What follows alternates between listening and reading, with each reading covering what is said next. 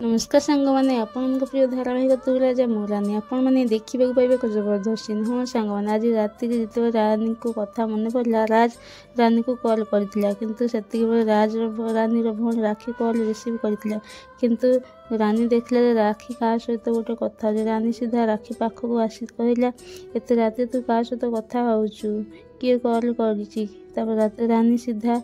कह राखी सीधा कह कि ये ने राज भाई फोन करते राखी फोन ला देखिए तब राज कॉल करी रानी को राखी मोबाइल दे से सीधा चलीज से चलीज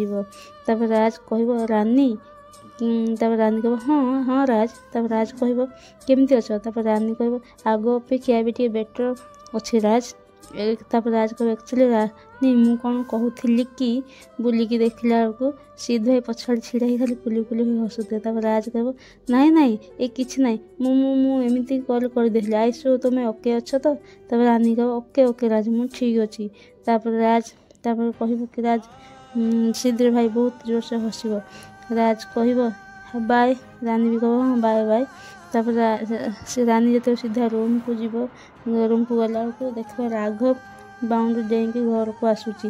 तब रानी कह देखिए आश्चर्य कह राघव राति आम घर को कौन पे आसूँ तो आपन कौन लगे राघव कौन नुआ प्लान कर चलिए ना कौन आपन कौन लगे राघव ए क्या